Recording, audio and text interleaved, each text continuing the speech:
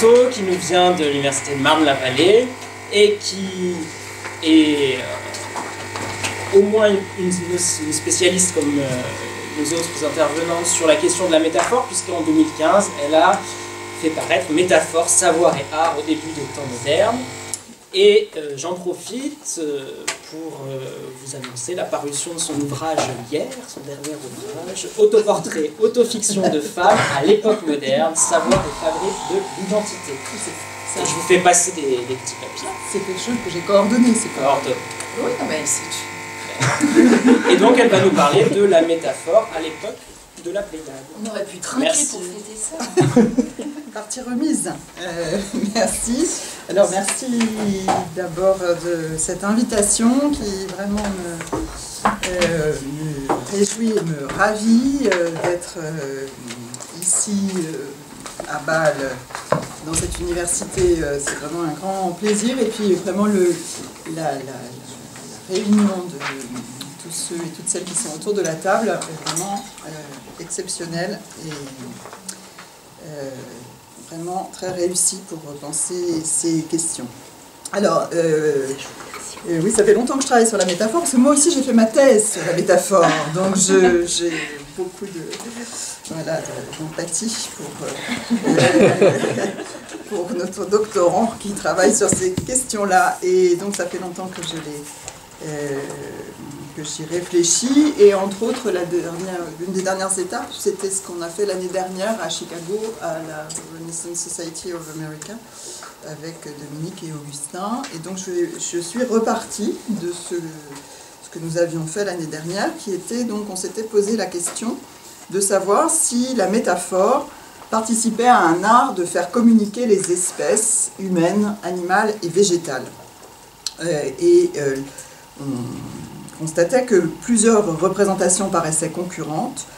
D'une part, celle d'un monde hiérarchisé, classé en catégories, que le principe de l'analogie paraissait structuré, et que la métaphore offrait donc en ce sens un outil de comparaison qui maintenait les catégories étanches et qui ne dessinait que des rapports de ressemblance et de dissemblance, mais que d'autre part, Dominique, par exemple, a bien montré qu'il existait dans les discours scientifiques des êtres hybrides qui interrogeaient le rôle de ces catégories, et qu'on pouvait donc se demander notamment quel rôle jouait la métaphore dans la description des zones de communication entre les espèces.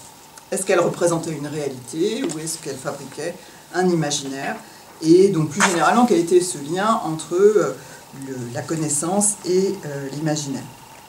Et donc les premières années de la Pléiade, sur lesquelles j'ai travaillé il y a longtemps, offrent une conjonction remarquable pour penser cette question, puisque Ronsard et Du Bellay écrivent une poésie qui fait une très large place à la métaphore, en privilégiant des topiques communes, et que dès 1549, Du Bellay donne avec la Défense ce qu'on peut appeler un art poétique, qui donne des éléments pour inscrire cette pratique dans un horizon théorique. Et parmi les éléments figure une nouveauté de taille qui repose sur la référence à Aristote. Et cette référence va être amplifiée par la rhétorique de Fouquelin en 1555. Je vais revenir sur ces éléments-là. Donc je voudrais parcourir à nouveau cette histoire en essayant de comprendre comment elle s'articule avec la philosophie de la nature dont témoignent les poètes. Donc je vais repartir des aspects théoriques et puis ensuite regarder des exemples poétiques dans la poésie de Ronsard, en regardant donc comment les métaphores font communiquer l'humain, le végétal et l'animal. Donc je commence par les modèles théoriques. Vous avez un exemplier, je n'ai donc pas fait de PowerPoint, et vous avez le plan sur l'exemplier. Et je vais commencer par regarder donc ce que dit la Défense, comment elle se présente comme un laboratoire d'une langue des vivants et d'une poétique de la mimésis. Donc, pour défendre le primat de la langue vernaculaire, présentée comme vivante, par opposition aux langues anciennes, et appelée à une poétique qui s'approprie la puissance de la culture antique, dans la défense et illustration de la langue française, Du Bellay a recours à un système métaphorique qui repose majoritairement sur des comparants appartenant au domaine du vivant. Plantes, animaux et humains fournissent ensemble les paradigmes de la nouvelle poétique. La langue est un être vivant dont on évoque la naissance, la santé, je cite encore, la chair corrompue des mauvaises poésies, si invétérée qu'elle ne se peut ôter qu'avec le fer et le cautère. Elle apparaît également comme une créature, je cite, encore rampante à terre, dont on souhaite qu'elle puisse hausser la tête et s'élever sur pied, ou encore une bête si pauvre et nue qu'elle a besoin des ornements, et s'il faut parler ainsi, des plumes d'autrui. Enfin, elle est longuement assimilée au végétal. Bon, je vous lis juste le début de la citation. Notre langue, qui commence encore à fleurir sans fructifier, ou plutôt comme une plante évergette, n'a point encore fleuri, tant se faut qu'elle ait apporté tout le fruit qu'elle pourrait bien produire. Cela certainement non pour le défaut de nature, d'elle aussi apte à engendrer que les autres, mais aussi pour la coulpe de ceux qui l'ont eu en garde et ne l'ont cultivée à suffisance, comme une plante sauvage, en celui-même désert où elle avait commencé à naître sans jamais l'arroser, la tailler, ni défendre des ronces et épines qui lui faisaient ombre, l'ont laissé en vieillir et quasi mourir, que si les Romains, etc. Bon.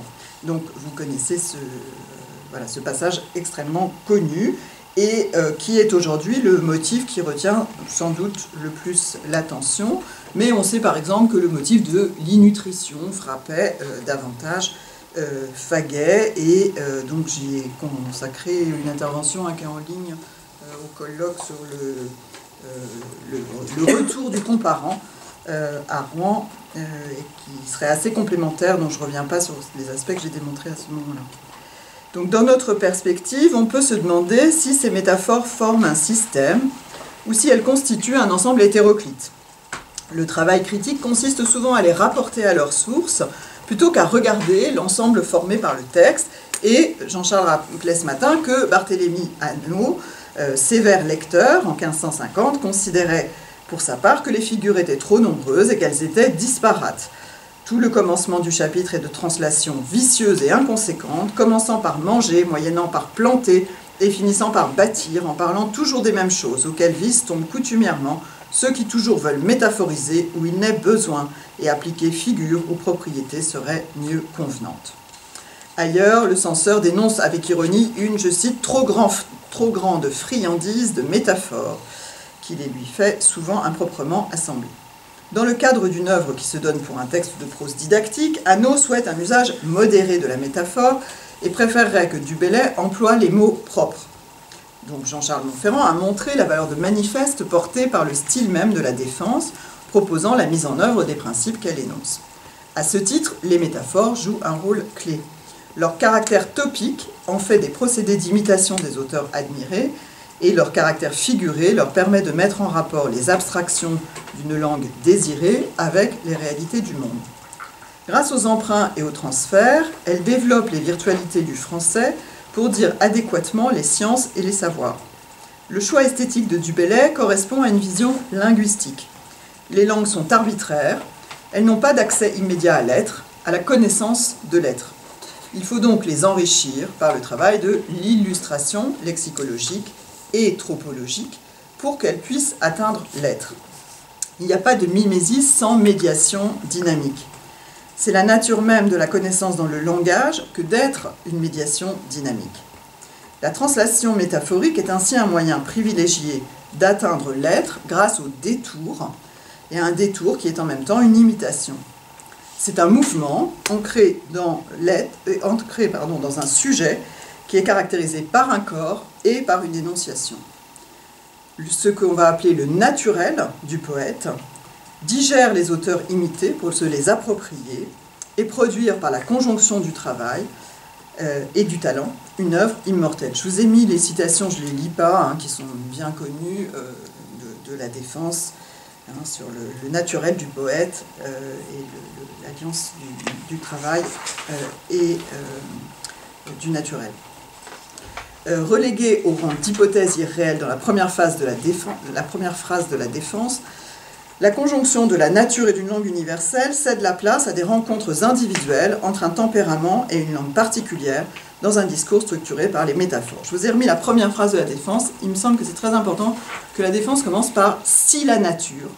Et cette nature, elle est voilà, en fait l'idée c'est si la nature avait donné un langage commun aux hommes, on ne serait pas dans l'âge du post-Babel, il n'y aurait pas la diversité des langues. Et cette nature, elle est finalement, cette hypothèse est vraiment un geste inaugural extrêmement important et qui fonde la tension de la défense dès les premiers mots, et qui fait que la nature, le rapport entre la langue et la nature va se placer à l'intérieur du poète, dans le naturel du poète, et non plus dans la nature du monde.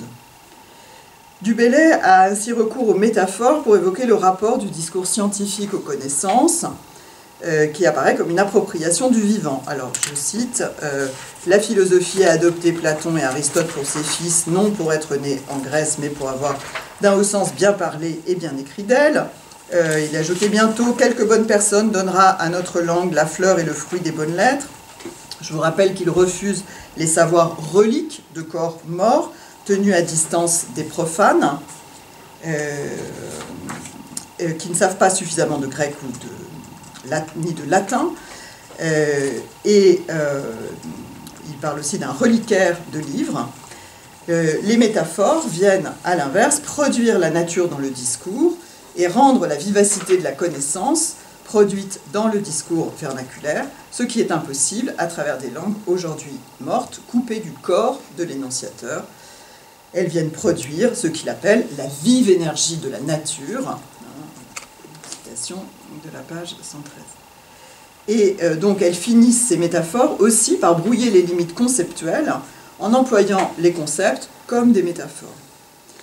Du Bellay applique en effet à la langue française, alors je cite, une loi de nature qui a voulu que tout arbre qui naît, fleurit et fructifie bientôt aussi en vieillisse et meurt, et au contraire, celui duré par longues années qui a longuement travaillé à jeter ses racines. Donc il y aurait une loi de nature qui s'appliquerait à la langue, à son développement et à la prédiction qu'on fait de sa gloire future. Donc la notion de nature est très problématique dans la défense, définie par des discours philosophiques ou scientifiques extérieurs au texte et par les isotopies du vivant mobilisées dans le texte qui en troublent l'extension. À la même époque, en 1550, Ronsard revendique une poétique de la mimésis dans le paratexte des Odes. Il dit « Je suis de cette opinion que nulle poésie se doit louer pour accomplie si elle ne ressemble la nature, laquelle ne fut estimée belle des anciens que pour être inconstante et variable en ses perfections. » Figure de la ressemblance, les métaphores permettront de mettre en œuvre cette poétique, et le poète commente les expressions clés de son recueil, qui sont des métaphores empruntées à Pindare, le miel de mes vers, les ailes de mes vers, l'arc de ma muse, mes vers sucrés, un trait ailé, etc. Du Bellay ne cite qu'une fois la métaphore dans la défense, mais le passage est très important. Il concerne la proscription des traductions d'œuvres poétiques. Les traductions ne pourront servir à l'enrichissement de la langue parce qu'elles perdent la propriété de l'élocution, élocution qui repose sur les figures parmi lesquelles se trouve la métaphore. Donc je vous cite le passage, mais quant à l'élocution, partie certes la plus difficile, et sans laquelle toutes autres choses restent comme inutiles, et semblable à un glaive encore couvert de sa gaine, élocution, dis-je, par laquelle principalement un orateur est jugé plus excellent et un genre de dire meilleur que l'autre, comme celle dont est appelée la même éloquence, et dont la vertu gît aux mots propres, usités et non aliènes du commun usage de parler, aux métaphores, allégories, comparaisons, similitudes, énergie et tant d'autres figures et ornements, sans lesquels toute oraison et poème sont nus, manques et débiles, je ne croirais jamais qu'on puisse bien apprendre tout cela des traducteurs, pour ce qu'il est impossible de le rendre avec la même grâce dont l'auteur en a usé. Donc la métaphore est un vecteur de la grâce, de ce que Du Bellay appelle quelques pages plus loin le genius, l'énergie caractéristique des poètes. Qu'il caractérise ainsi, genre d'auteur, certes, auquel, si je savais où voulais traduire, je m'adresserais aussi peu, à cause de cette divinité d'invention qu'ils ont plus que les autres, de cette grandeur de style, magnificence de mots, gravité de sentence, audace et variété de figures, et mille autres lumières de poésie. Bref, cette énergie, et ne sais quel esprit, qui est en leurs écrits, et que les latins appelleraient genius. La conception de la métaphore comme une figure de l'énergie, de l'energeia, vient d'Aristote et va trouver sa formulation en français dans la rhétorique de Fouquelin en 1555. Dans la défense, Du Bellay renvoie d'ailleurs le poète futur à Horace, Vida, dont on n'a pas beaucoup parlé ce matin. On comprend bien pourquoi après le commentaire de la métaphore de la transplantation alliée à la métaphore politique, la métaphore du pillage, ça va vraiment ensemble, et Aristote. Hein, c'est les trois noms qui sont cités ensemble pour les descriptions techniques, il renvoie à eux pour les descriptions techniques qui ne sont pas son objet. Et je crois que l'apparition d'Aristote modifie le système, et notamment la conception de la poésie comme vive représentation, reprise de Quintilien par Vida. Et l'une des difficultés tient à ce que plusieurs systèmes soient mobilisés dans le même texte, mais c'est une difficulté qu'on va retrouver constamment, je pense. Alors, donc, deuxième temps de mon parcours dans les textes théoriques, je vais regarder donc comment la métaphore apparaît comme une ressource de la langue philosophique d'Aristote à Fouquelin et Talon. Donc, selon Aristote, l'énergeia est la propriété de l'être dans sa pleine réalisation, sa perfection, le mouvement qui fait passer de la puissance à l'acte. C'est ce qui anime le monde, ce qu'on cherche à connaître par la philosophie ou par la littérature. Et on peut trouver de nombreuses définitions, de nombreuses phrases qui concernent l'énergeia, aussi bien dans la physique, la rhétorique, la poétique ou le de anima. Il me paraît très intéressant de mettre ces formules en série. Donc je vous en ai donné un certain nombre. Par exemple, les définitions de l'âme dans le de anima, comme principe du vivant et de l'animé. Donc par exemple la première, si donc on veut quelques définitions communes à toute espèce d'âme, il faut dire que l'âme est l'antéléchie première d'un corps naturel organique. L'âme est le principe des facultés susdites et se définit par elles, à savoir les facultés nutritives, sensitives, pensantes et le mouvement. Alors, le mot d'antéléchie ne facilite pas la compréhension et il est essentiel. L'antéléchie donc désigne ce mouvement de passage de la puissance à l'acte, mouvement d'actualisation dans une forme qui tend au sens du télos vers son achèvement, vers sa perfection. Le de anima dit aussi donc la matière est puissance, la forme antéléchie. Et donc ce mouvement de la création qui se réalise dans les formes vivantes, le savant le saisit par la connaissance qui le reflète et le poète par le discours qui l'imite. Donc si la connaissance peut saisir l'être dans une forme intellective achevée, la poésie le saisit dans la forme dynamique. Et c'est précisément le rôle de la métaphore que de reproduire le mouvement sous ses différentes formes dans le discours. Et la rhétorique ancre ainsi la suprématie de la métaphore dans sa capacité à figurer l'énergeia. Donc je vous ai donné la citation essentielle de la rhétorique. Je dis que les mots peignent quand ils signifient les choses en acte. Par exemple, dire que l'homme vertueux est carré, c'est faire une métaphore, car ce sont là deux choses parfaites. Seulement, cela ne signifie pas l'acte. Mais en pleine fleur et à l'apogée de sa vigueur, c'est l'acte. Et encore, comme Homère en use en maint endroit, animer les choses inanimées au moyen d'une métaphore. Ce procédé fait goûter tous ces passages parce qu'il montre l'acte. Et puis il ajoute un peu après, et tous ces mots rendent le mouvement de la vie.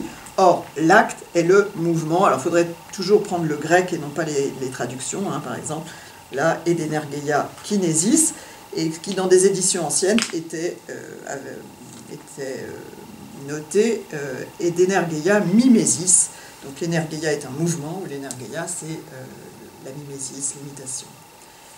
Donc la métaphore figure les propriétés du vivant, ses mouvements, comme sa capacité intellectuelle. Il faut ainsi entendre le mouvement dans ses différentes réalisations aristotéliciennes, aussi bien le transport que la génération ou la corruption, l'augmentation, la diminution, le changement et le passage de la puissance à l'acte, c'est-à-dire l'antéléchie.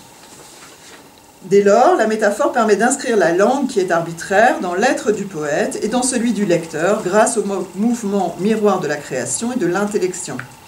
La métaphore révèle ce que Aristote appelle le poète bien doué, le poète euphuias, et elle répond au désir naturel de connaissance de l'humain en révélant la sagacité du poète et du lecteur qui le comprend. Comme l'a très bien montré Jacques Pigeot, la métaphore est l'expression d'un tempérament ancré dans le corps d'un sujet, ce qui est décrit dans le problème 30 par exemple, comme le tempérament mélancolique, mais aussi dans les parfums naturaliens. L'exposé de Fouquelin sur la métaphore dans la rhétorique française de 1555 et de 1557, il y a 2 éditions successives, exposé qui cite largement Du Bellay et Ronsard, confirme la translation en français de la théorie aristotélicienne de la métaphore. Loin de subdiviser la métaphore en catégories selon une tradition courante issue de Cicéron et de Quintilien, Fouquelin prend soin d'écrire que, je cite, « vouloir décrire et poursuivre certaines espèces et manières de métaphore serait chose vaine, vu que la translation se peut prendre d'autant de choses comme la similitude. » Et qu'il ne citera que des exemples pour montrer la variété de l'usage. Après avoir cité des exemples d'accommodation du divin à l'humain, Fouquelin expose qu'on peut prendre les métaphores, des éléments, et il propose des tropes empruntés au feu, à l'air, à l'eau. Puis il écrit qu'on peut aussi dériver des métaphores des animaux et choses qui ont une âme, comme des plantes et des arbres. Et il cite des exemples des 2 familles de comparants. Il termine avec les arts et métiers des hommes. Il termine avec ça. Dans les plantes et les arbres, j'ai oublié il y a les animaux aussi. Hein. Voilà. Donc il y a bien les 3. Et il cite donc les familles de comparants. Il termine avec les arts et métiers des hommes. Et vous avez donc sur l'exemplier, je vous ai mis l'image de ce passage dans la version de 1555 avec les exemples. Donc Fouquelin revient sur les propriétés de la métaphore à la fin du chapitre consacré aux tropes pour énoncer clairement les principes de la rhétorique d'Aristote et se placer sous le patronage du philosophe. C'est là que ça se passe. Donc il dit « Mais si quelqu'un veut considérer la singularité et excellence des tropes les uns avec les autres, la métaphore pour la splendeur de sa signification tiendra le premier rang. » Et il ajoute « Toutefois, s'il faut avoir le choix des bonnes choses, afin d'avoir ce qui est très bon, les rhéteurs admonestent que le premier lieu est dû aux métaphores qui tombent dessous le sentiment, principalement des yeux, lequel est le plus vif de tous, en sorte que non seulement il nous semble que nous voyons la chose, mais aussi la similitude d'Icelle, par quoi Aristote loue entre toutes les autres ces métaphores, lesquelles frappent les yeux pour la clarté de leur signification. Il ajoute « Mais principalement ce trope plaît, qu'en quelque sens ces mouvements ébahis aux choses inanimées, comme s'ils avaient une âme. » Donc Fouquelin reconstruit la théorie de la métaphore comme figure de l'Energeia et il lui donne une place essentielle dans son traité. Son travail s'inscrit dans l'effort d'ensemble de la philosophie ramiste, fondée sur le déploiement en français d'une méthode de pensée dialectique capable de mettre au jour la connaissance. Le système ramiste organise une méthode rhétorique qui cultive ordre du raisonnement et puissance tropologique, refusant la frontière entre langue du savoir et langue naturelle pour faire advenir la vérité philosophique en français. La mise à l'écart des catégories compartimentant les comparants, comme l'extension de la métaphore à l'allégorie par exemple, vont de pair avec une puissante aspiration à l'invention d'un discours scientifique capable de révéler un système de vérité totalisant. C'est une ambition très différente de celle d'un Vida en Italie ou d'un Sébillet, et qui est plus proche de Sperone Speroni, qui, dans le Dialogo delle Lingue, met en scène le grand philosophe padouen néo-aristotélicien Pomponazzi. La grande métaphore filée de la transplantation est suivie dans le texte de Speroni de la remarque suivante, qui est peut-être une protestation d'aristotélisme orthodoxe. Le personnage c'est Bembo, dit « Dieu qui a voulu par son immuable ordonnance que nulle chose créée ne dure perpétuellement, ainsi que d'heure à autre leur état se change, or en augmentation, or en diminution, jusque à ce qu'une fois tout finisse sans jamais plus renouveler. » Et incidemment, on la retrouve chez Du Bellay à un autre endroit, dans les réponses aux objections à la fin de la première partie. Et moi, j'ai du mal à y voir, comme le suggère Philippe Guérin, une coloration néoplatonicienne, par ailleurs tout à fait visible dans d'autres passages de la Défense. Du Bellay dit « Dieu qui a donné pour loi inviolable à toute chose créée de ne durer perpétuellement, mais passer sans fin d'un état en l'autre, étant la fin et corruption de l'un, le commencement et génération de l'autre. » Je crois que les coordonnées de la physique aristotélicienne dominante au XVIe siècle déterminent un cadre commun. La reconstruction d'un aristotélisme littéraire est plus singulière.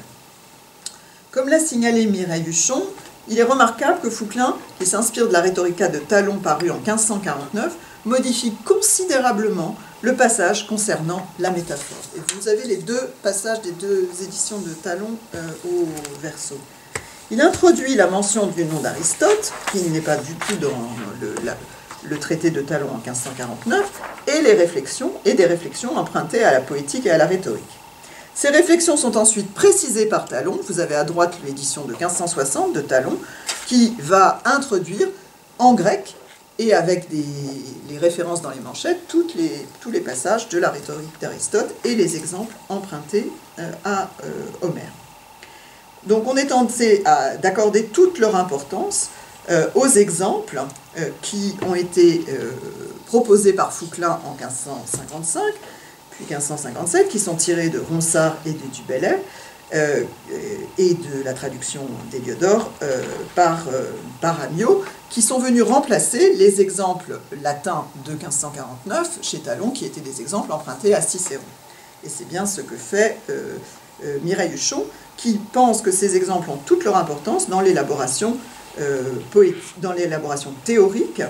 Et alors elle y lit également une sorte d'autobiographie poétique de Ronsard à travers les choix des exemples qui évoluent de 1555 à 1557. A minima, il me semble que ces textes critiques permettent de lier l'intérêt de la théorie aristotélicienne de la métaphore à sa capacité de produire des interprétations adéquates des œuvres. On peut même faire l'hypothèse que les exemples choisis permettent de penser cette théorie aristotélicienne de la métaphore. Le changement d'exemple permettrait un changement de paradigme théorique qui s'opère progressivement de Fouquelin, 1555, à Talon, 1560, et qui est peut-être initié par la Défense en 1549. Par ailleurs, cette théorie est de plus en plus facilement accessible. En effet, en 1548, Robert Thelot a publié son commentaire de l'art poétique, et Deborah Blocher a rappelé que le texte aristotélicien était, depuis la traduction en latin de Pazzi en 1536, l'objet de commentaires à l'Académie des Infiamati à Padoue, ou encore d'un cours de Vincenzo Maggi à Ferrare en 1541. Il reste à faire l'histoire de cet aristotélisme littéraire padouan qui concerne Sperone Speroni, ou le Tasse, plus tard, élève de Sperone Speroni, qui fait une place de choix à la métaphore. Par exemple, pour Sperone Speroni, il y a une place très importante dans le traité du discours héroïque. Donc il y a un fil pour lequel il nous manque encore, à mon avis, un certain nombre de connaissances. Alors, du point de vue linguistique, la théorie aristotélicienne correspond à ce qu'on appelle un modèle interactionnel de la métaphore, c'est-à-dire que le mot métaphorique ne vient pas se substituer par comparaison à un mot propre, mais il crée une interaction, source d'une création nouvelle. C'est ce que Paul Ricoeur appelle la fonction ontologique de la métaphore, ce qui fait que la métaphore, forme fictionnelle, peut faire advenir quelque chose qui n'est qu'en puissance, ressort qui permet de comprendre, la célèbre phrase d'Aristote, que la poésie est plus philosophique que l'histoire. D'autres penseurs l'ont dit autrement, la métaphore permet de proposer des hypothèses et des expériences, et je vous ai mis des phrases de Blumenberg et de Fernand Alain, qui se sont penchés sur ces questions-là. On va y revenir. Donc les métaphores permettent d'approcher de manière interactionnelle la connaissance philosophique, ce qu'on peut aussi appeler le théorique. Elles sont le signe d'une connaissance que l'on recherche et que l'on cherche à nommer. Et de ce fait, elles témoignent de l'activité du sujet parlant dans son interaction avec le monde. Fouquelin est d'ailleurs très attentif à l'énonciation des métaphores, notamment à travers ses remarques sur la prémunition, qui occupe la fin de la section sur la métaphore. Et il me semble qu'il y a là aussi un phénomène remarquable qui inclut l'analyse du mot dans l'acte de langage et lie interaction tropologique et interaction discursive, voie qui est proposée par exemple par la linguiste contemporaine Catherine Kerbrat-Orecchioni. Les écrivains et les savants du XVIe siècle ont aussi pu se familiariser avec l'énergeia rhétorique à travers un texte qu'Amyot traduira, qui est tiré des dialogues pithiques des Moralia. Et je vous ai mis l'extrait.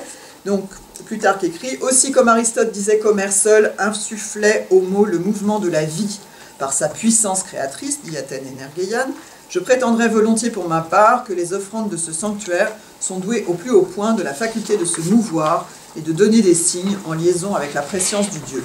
Aucune de leurs parties n'est vide ni insensible, tout est plein de divinité. Alors ce texte est repris par Montaigne, et puis ensuite par Démier dans l'Académie de l'art poétique, et il est sans doute connu de Ronsard, qui s'intéresse tant au langage prophétique qu'il choisit notamment de donner la place qu'on sait à Cassandre.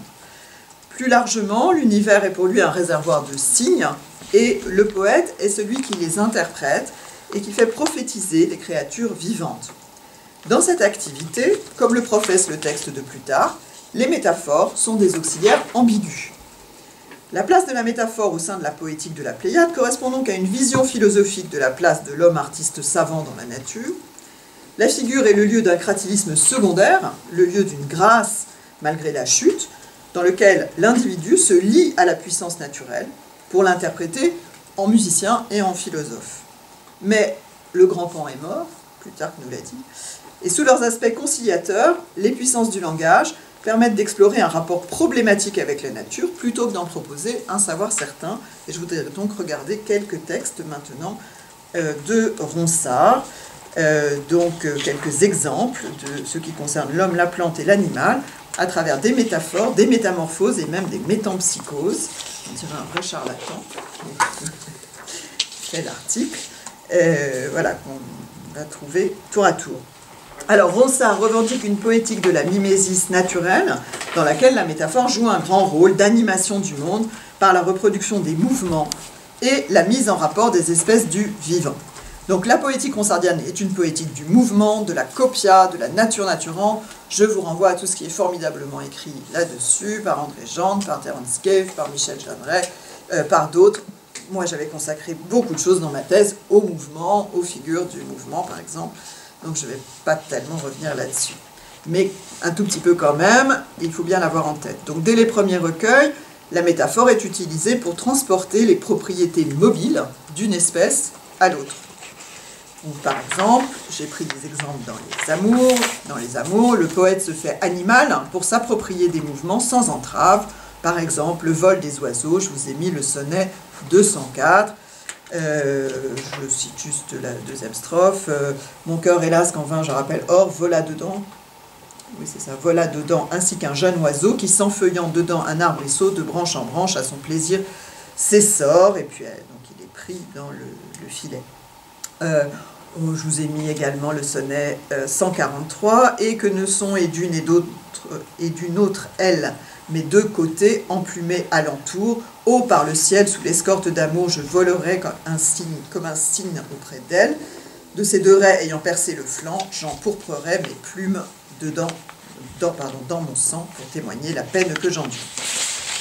Alors, il s'agit aussi d'engendrer par une étonnante couvade, vous vous souvenez peut-être, au sonnet 6. Alors, ça commence par toute cette énumération des beautés de la dame, qui font trembler donc, les âmes de merveille. Et les tercets disent « Firent nicher amour dedans mon sein, qui gros de germes avait le ventre plein, de non formés et de glaires nouvelles, et lui couvant, qui de mon cœur jouit 9 mois entiers, en un jour m'éclouit, 1000 amoureux chargés de traits et d'ailes. » Ces métaphores viennent encore produire une fleur dans une opération désignée par la métaphore de l'enfantement au sonnet 16. Et je veux encore, de ma pâle couleur, au bord du Loir enfanter une fleur qui de mon nom et de mon mal soit peinte. Donc, grâce aux métaphores, le poète s'approprie la vivacité naturelle et confie à la nature la capacité de proférer la parole poétique. Ainsi, la forêt de Gâtine propose-t-elle au sonnet 160 une figure d'écho. Sainte Gâtine, heureuse secrétaire de mes ennuis qui répond en ton bois, or en haute, or en basse voix, au long soupir que mon cœur ne peut taire. Et avec le Loir, c'est elle qui rend l'amoureux poète, dit poète me ferait. Les amours proposent ainsi un cosmos métaphorique qui rend visible l'énergia, la puissance qui anime le monde. Il est cependant difficile de dégager un système philosophique, et le recueil présente plutôt un système métaphorique d'échanges incessants, si bien que l'entéléchie apparaît elle-même, me semble-t-il, comme une métaphore dans le sonnet 69. Ronsard dit « Ô lumière enrichie d'un feu divin qui marre si vivement pour me donner et force et mouvement, n'êtes-vous pas ma seule entéléchie ?» Ça a fait couler beaucoup d'encre.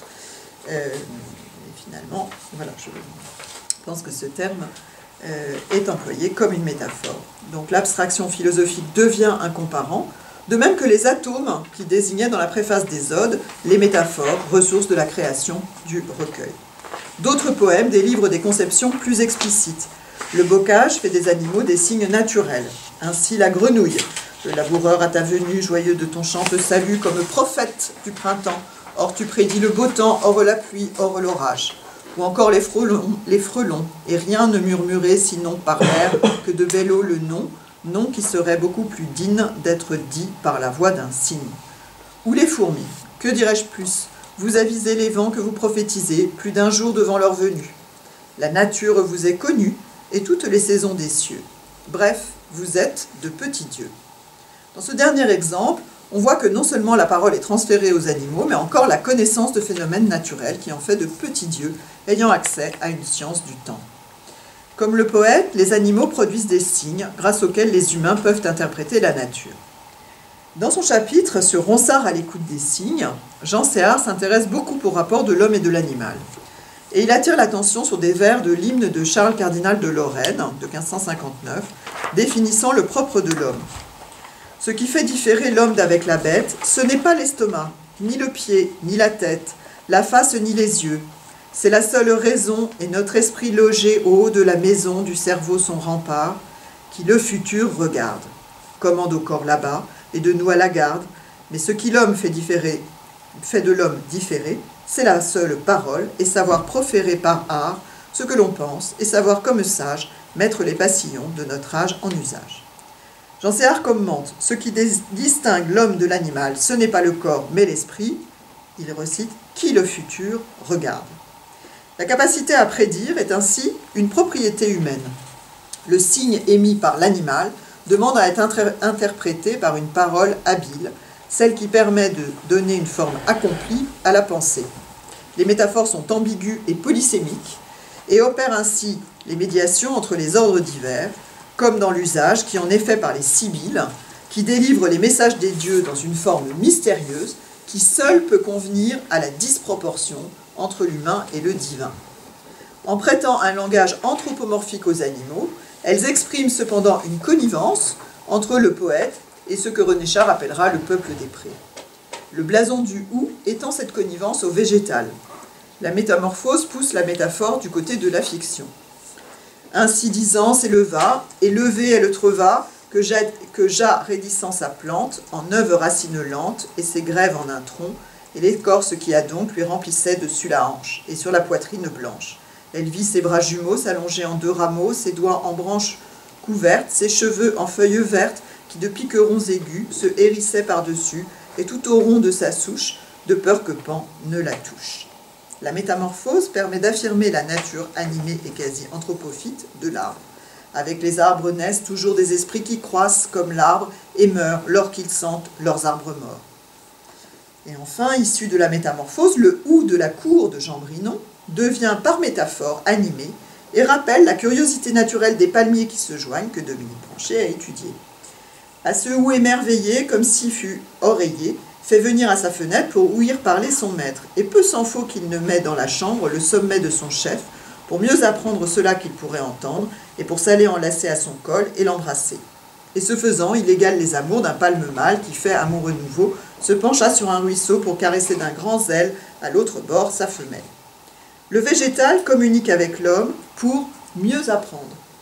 La philosophie de Ronsard consiste en quelque sorte à transformer la nature d'un lieu à connaître en une force de connaissance. Et les métaphores sont le lieu de cet échange. Ainsi peut-on comprendre l'étonnant poème Le Chat, qui fait finalement des plantes aimées et des animaux parfois détestés comme le chat, des signes. Dieu qui tout peut aux animaux permet de dire vrai, et l'homme ne met créance en eux, et l'homme qui ne met créance en eux est du tout frénétique, car Dieu partout en tous se communique. Le poème se termine par l'affirmation d'une hiérarchie claire. Dieu a sous nos pieds soumis toute nature des animaux, d'autant que l'homme est fait des animaux l'animal plus parfait. En revanche, la conclusion métapoétique est ambiguë. Mais quoi? Je porte aux forêts des rameaux, et en l'océan des poissons et des eaux, qu'en un tel vers, mon Euterpe te flatte, qui a traduit Bello, le grand Arate. Le poème n'apprend rien à son dédicataire, Bello, traducteur des phénomènes d'Aratos. il n'apprend rien par la déclaration philosophique, mais il redouble le monde vivant des signes. Dans le même recueil du 6e livre des poèmes de 1569, l'ombre du cheval semble tirer le vivant vers des simulacres factices et drôles. L'homme se définit alors par sa capacité à rire. La représentation n'enseigne pas tant qu'elle ne permet de s'extraire d'un monde imparfait.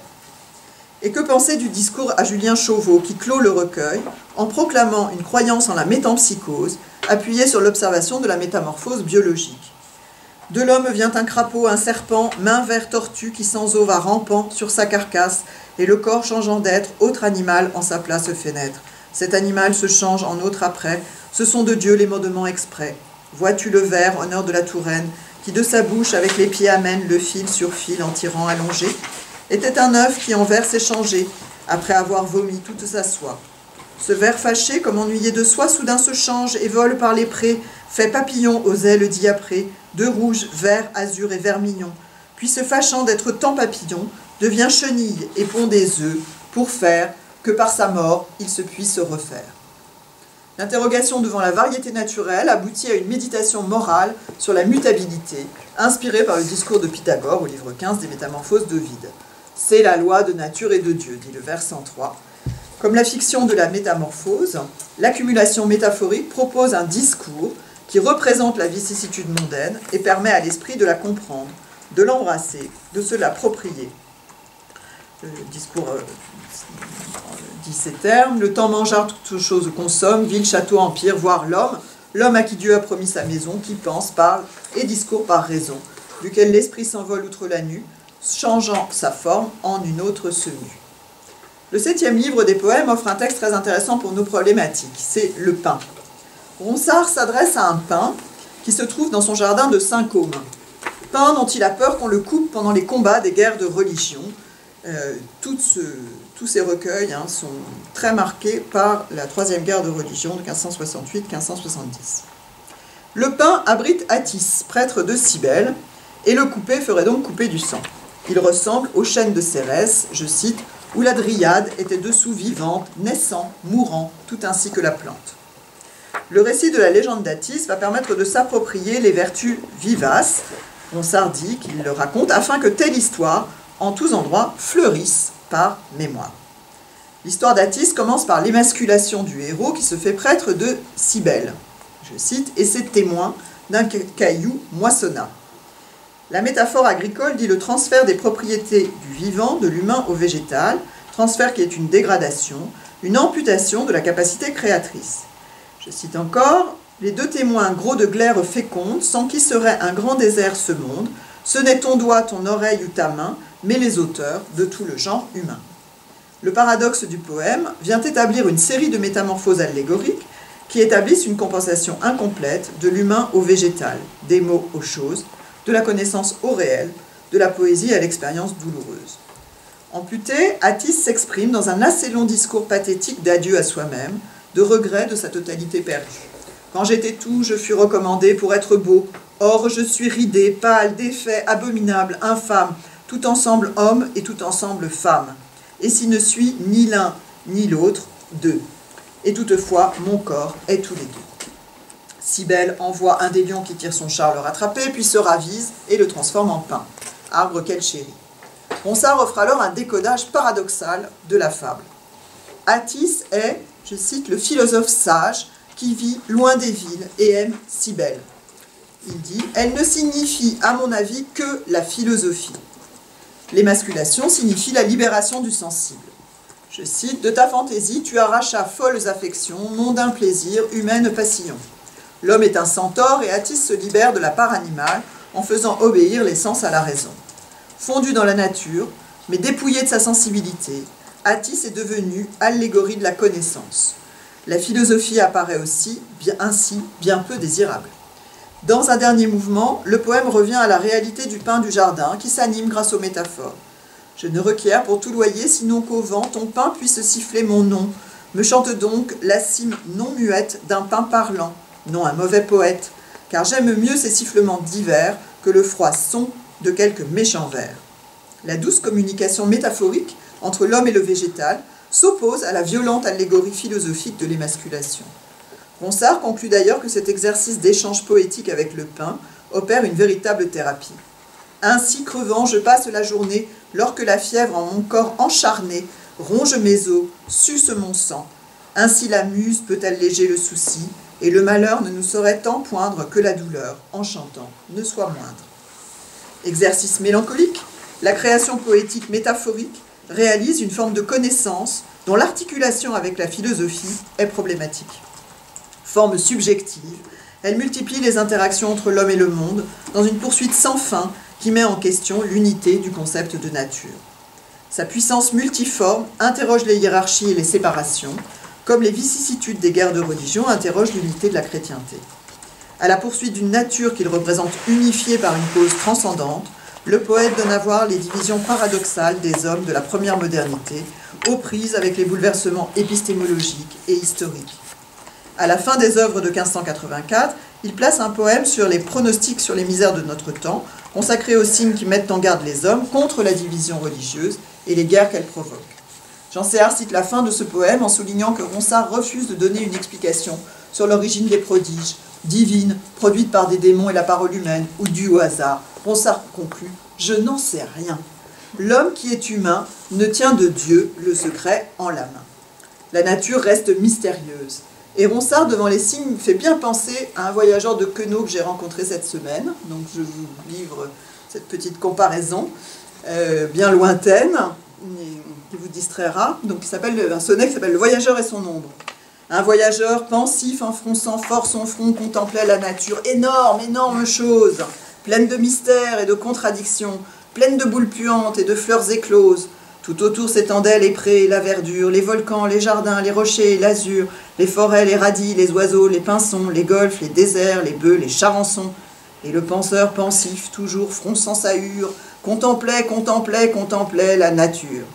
Il se mit à pleuvoir. Alors le voyageur ouvrit son parapluie et regarda quelle heure il était à sa montre et reprit son chemin en murmurant tout bas « Moi, je n'y comprends rien ». Les interrogations de la critique devant le texte ronsardien rendent également compte de la difficulté à relier les réalisations poétiques à une philosophie. En 1584, dans la dernière édition des œuvres qu'il corrige, Ronsard livre l'élégie 24 contre les bûcherons de la forêt de Gâtine, poème qui utilise les figures métaphoriques et allégoriques pour affirmer la solidarité du végétal et de l'humain. Le poète en appelle à venger le sang de nos forêts et s'en prend au peuple vraiment grossier de massacrer ainsi nos pères nourriciers. Les figures établissent une continuité entre les sons naturels et la voix poétique. Il annonce « Tout deviendra muet, écho sera sans voix. Adieu, vieille forêt, le jouet de Zéphyr, où premier j'accordais les langues de ma lyre. » Et le poème se termine par une déclaration philosophique. « Ô Dieu, que véritable est la philosophie, qui dit que toute chose à la fin périra, et qu'en changeant de forme une autre vêtira. De Tempée la vallée un jour sera montagne, et la cime d'Athos une large campagne. Neptune quelquefois de blé sera couvert, la matière demeure et la forme se perd. » Les notes de l'édition L'aumônière renvoient à Lucrèce et au discours de Pythagore au livre 15 des Métamorphoses. Pour Henri Busson, le dernier vers est du pur aristotélisme. Si les figures permettent d'affirmer une communication avec les végétaux, le statut épistémologique de la nature est incertain. La nature de Ronsard pourrait bien être, comme celle de Cardan, ce que Cardan appelle une res ficta, une abstraction fictionnelle que l'on approche par expérience de pensée, une métaphore que l'on approche paradoxalement grâce à de multiples métaphores. En cela, elle annonce la nature de Descartes, une nature hypothèse dont on se rend comme maître et possesseur par le langage. De fait, on peut concevoir les abstractions comme des métaphores. C'est ce que fait Maxwell à propos de termes comme vélocité ou force, quand il passe d'un domaine de la physique à un autre, et il conclut « Les formes généralisées d'idées élémentaires peuvent être appelées des termes métaphoriques dans le sens où tout terme abstrait est métaphorique. La caractéristique d'un système véritablement scientifique est que chaque terme retient dans son usage métaphorique toutes les relations formelles aux autres termes du système qu'il avait dans son emploi originel. » C'est cité par Fernand Alain dans l'un des deux chapitres sur Maxwell. Aristote, quant à lui, dénigrait les idées platoniciennes en niant leur rapport avec le réel et donc leur rôle de modèle. C'est dans la métaphysique, je vous donne la traduction, dire que les idées sont des exemplaires, c'est paradigma, et que les autres choses en participent, c'est se payer de mots vides de sens et faire des métaphores poétiques. Mais comment éprouver ce rapport en dehors d'une révélation? Les interactions langagières remplissent ce rôle en se fondant sur un sujet constitué par son corps et par son énonciation. Le poète éprouve ainsi par ses propres moyens un modèle, ou plutôt des paradigmes.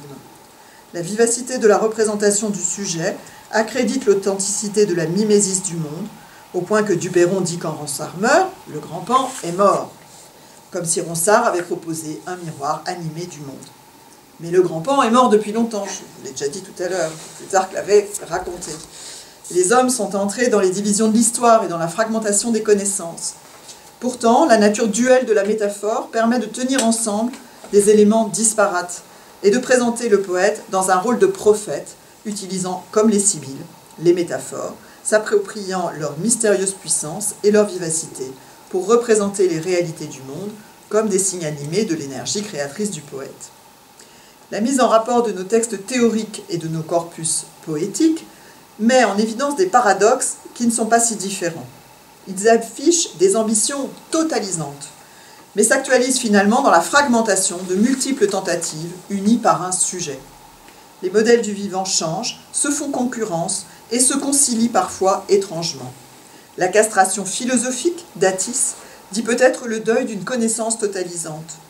La difficulté à fonder la philosophie sur une subjectivité sensible. La nature devient une abstraction à l'usage d'une philosophie parfois asservie à la politique.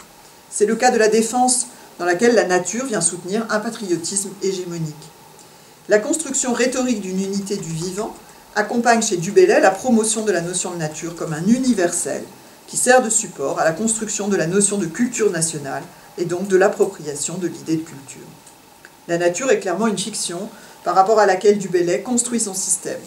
C'est une fiction politique dans laquelle la métaphore est un instrument privilégié de la translatio, d'un transfert des empires, qui s'exprime aussi depuis les Grecs et les Romains à travers la colonisation. C'est aussi une fiction anthropologique qui exprime le rapport réflexif d'une identité qui se saisit dans la manière dont elle dit le vivant en elle et en dehors d'elle. Entre les deux pôles de la spécificité et de l'universalité, le poète déploie un discours qui est une langue à la fois personnelle et commune, inscrite dans un corps singulier et destinée à servir de médiation à l'identité de ses lecteurs. Sucées avec le lait de la nourrice, dit Du Bellay, les langues maternelles portent l'énergie de la vie. La nature, comme origine puissante, affective et personnelle, est déjà capable des transferts de l'adoption. Il me semble ainsi que la transgression des catégories réalisées par les emplois métaphoriques de Du Bellay exprime la puissante aspiration à une langue personnelle, qui est aussi la langue d'une communauté humaine, nationale, sociale et littéraire. Elle illustre aussi de manière inaugurale les modifications entraînées par la translation des savoirs en français, la puissance d'innovation liée à la naissance des discours scientifiques en langue vernaculaire. Enfin, de même que Françoise Charpentier a pu montrer l'existence d'un puissant désir d'épopée parmi les poètes de la Pléiade, je me demande si on ne pourrait pas finir par parler d'un désir de philosophie, pour caractériser la place de cette totalité inlassablement poursuivie d'une passion mélancolique. Je vous remercie.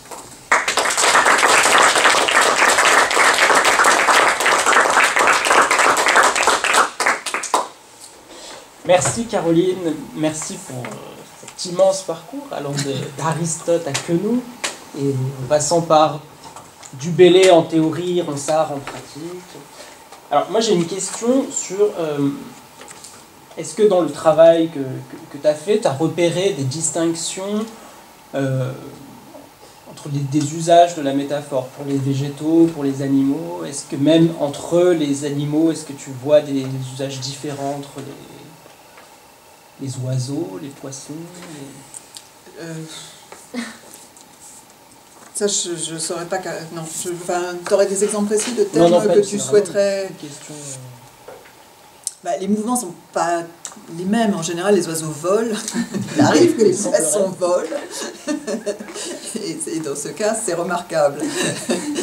Mais en général, ce qui se passe, c'est plutôt qu'on s'approprie le mouvement propre à une catégorie pour le transférer à l'humain. c'est quand même très anthropocentré, cet univers. Je crois que je ne l'ai pas dit. Mais bon,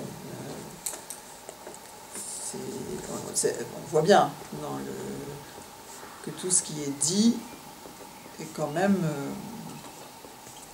ramène à l'homme, l'humain, et ramène au... Et du coup, les animaux seraient utilisés pour les métaphores avec un point de vue l'humain, et les végétaux aussi. Les végétaux, enfin, tu vois, les métaphores végétales, par exemple, c'est fleurir, qui pour nous n'est quasiment pas senti comme une métaphore. Alors qu'il est cité dans les exemples de Fouquelin. Hein, il y a un très beau vers des Amants de Cassandre, avant le temps, des temples fleuriront.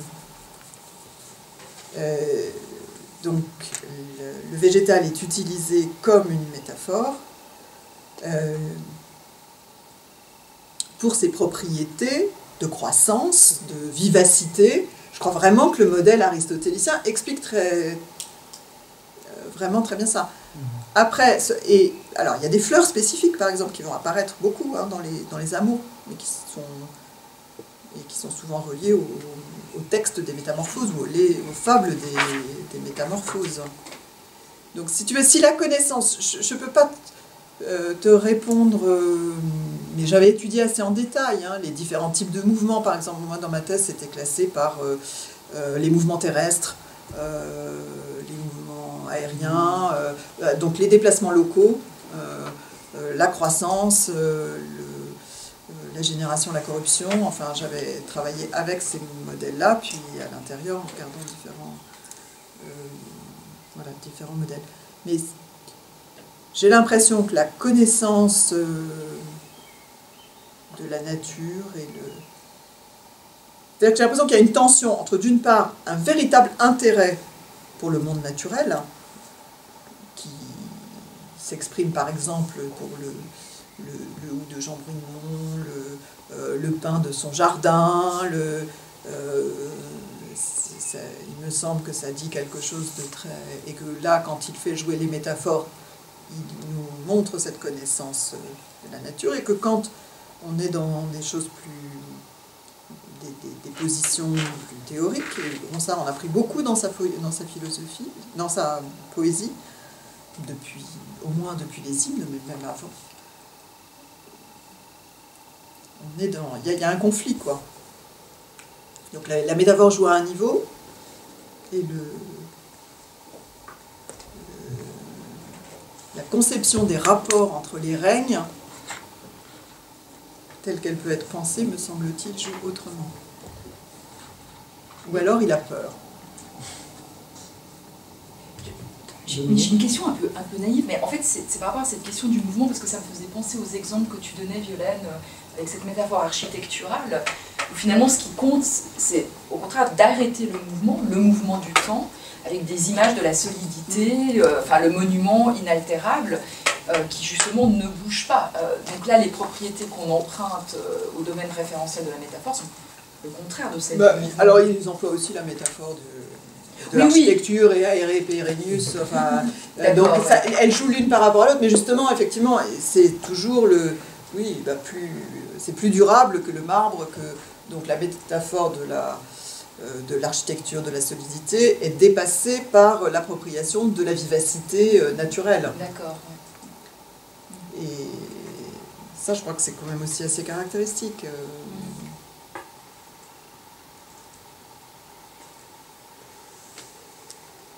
Et que c'est pensé. C'est, contrairement à ce qu'a l'air de dire Arnaud, il y a alors que si on regarde ces billets, le début de ces billets, les domaines des comparants sont extrêmement hétérogènes. Et là, la raison pour laquelle tel domaine de comparant, tel autre est choisi est beaucoup moins claire, à mon avis. J'avais écrit là-dessus j'avais étudié ça dans un volume auquel on a participé sur le vocabulaire, comment ça s'appelait? Le vocabulaire. Marie-Dominique Legrand. Oui, le vocabulaire des jeunes années de la Pléiade. Voilà. Oui, c'est ça, le vocabulaire des premières années de la Pléiade. sur la reprise dans les différents arts poétiques de ces années-là.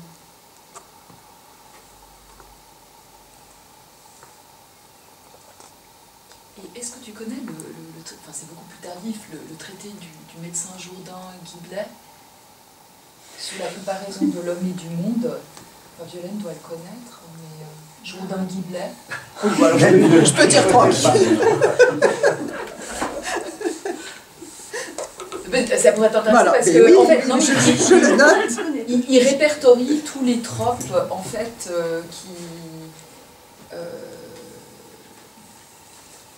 qui servent à décrire le corps en fait.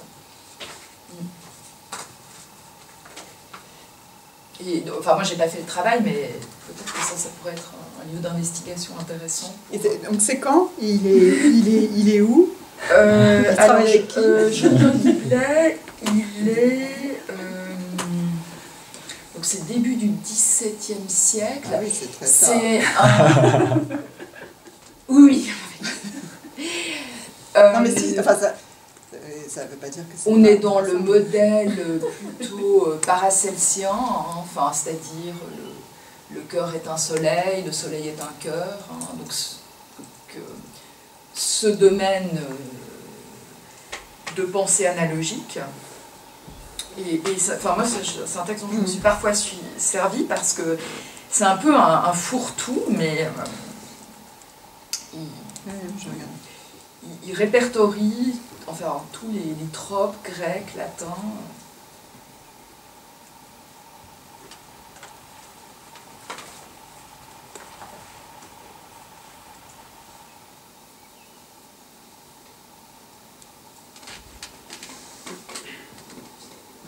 Je suis en train de me poser une question idiote, mais dans les recueils d'épithètes, quel rôle joue la métaphore dans les rapprochements d'épithètes Type Laporte. Oui. Ou Textor. Finalement, est-ce que l'analogie intervient dans la constitution d'un champ lexical ou J'ai pas trop regardé ça, parce que Anne Pascal regarde beaucoup ça, et bien sûr, il y a toute une réflexion sur le propre, et qui est vraiment la manière d'aborder cette réflexion qu'a Anne Pascal, hein, elle aurait pu être là. Ça aurait été complémentaire. L'impression que j'ai, c'est que pour un même terme, les épithètes sont parfois métaphoriques, parfois ne le sont pas, de même qu'elles appartiennent à différentes catégories grammaticales. Donc il y a des métaphores, mais en revanche, pas spécifique. C'est pas un principe structurant, il me semble. Il me semble hein, qu'on a le terme, et puis on a après tous les termes qu'on a pu trouver qui caractérisent...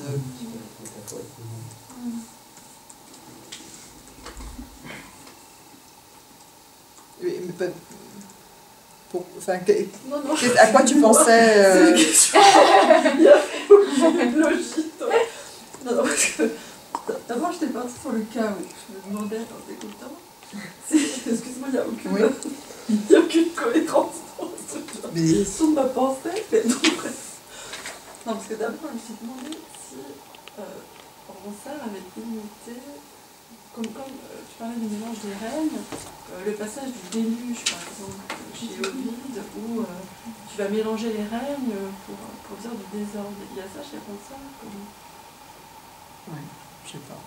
Et du coup, je me demandais comment ça pouvait être structuré. Enfin, est-ce que la métaphore... le thème du chaos, il apparaît dans les amours. Hein. Le chaos oscilleux qui est séparé par l'amour.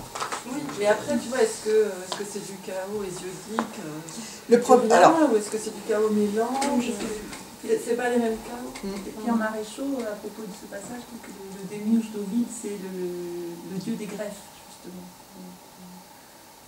Il y a un sapré-existe qui trie, quoi. Voilà, c'est naturaliste. Et qui combine. C'est pas une création ex nihilo, mais c'est la matière, on la combine.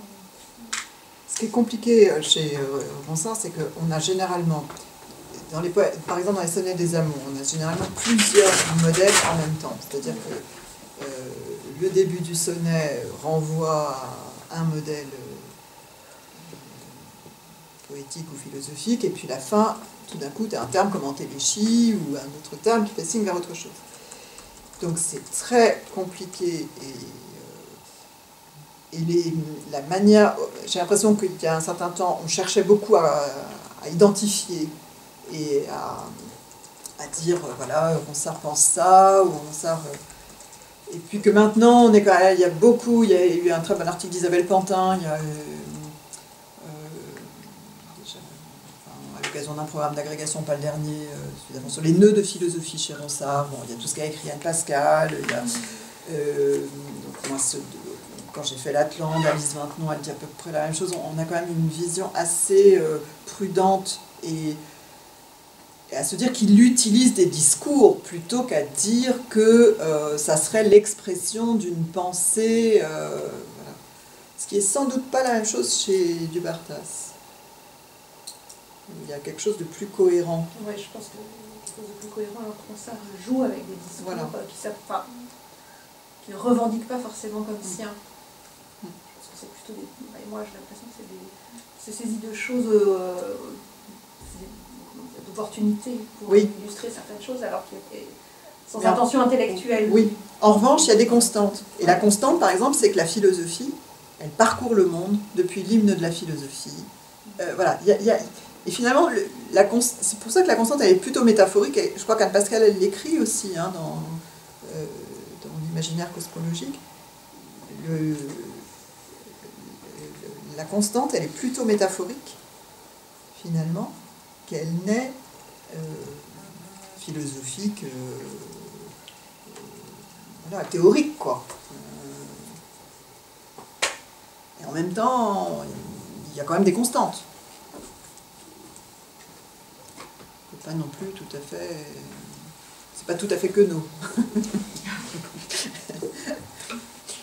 Par rapport au poème du Ou, que je connaissais pas. Ah bon?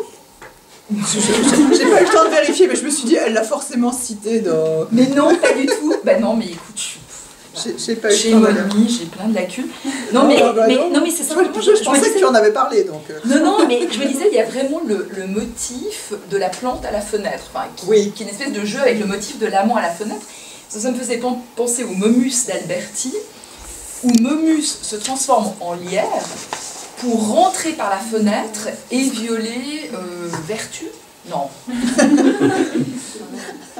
Attends, il va violer une allégorie là aussi, vertueuse qui aura pour enfant Rumeur, avec plein de bouches, plein de feuilles. Mais là aussi, il y a cette idée d'une pénétration végétale par la fenêtre, qui joue avec ce motif qu'on trouve chez Boccace. Mais ce qui me paraît, ce que je trouve intéressant, je vous ai épargné le passage du viol, qui arrive aussi. Ah, il y a le ou viol aussi? Ah non, le ou est violé. La femme est violée avant de devenir le ou. Donc, elle essaye de se protéger, de peur que Pan ne la touche. Bon, je me suis arrêtée là, mais après, il la touche. Mais ce que je trouve ce que je trouve remarquable, c'est que là, justement, il y a ce lien avec le fait qu'il se penche pour apprendre. Il ne se penche pas pour sentir, pour l'amitié, pour consoler, pour... enfin, tu vois, Et en fait, je l'avais jamais vu, ça.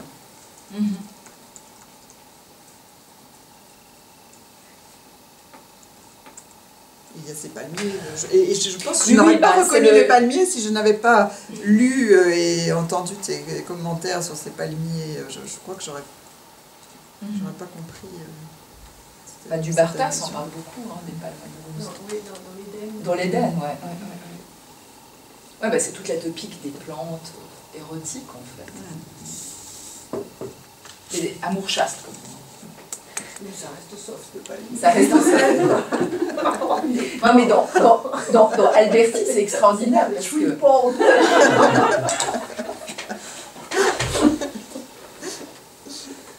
Bon. Faut pas qu'on traîne trop. Non, écoute, ouais. Merci à vous. Merci. Merci. Et puis on passe.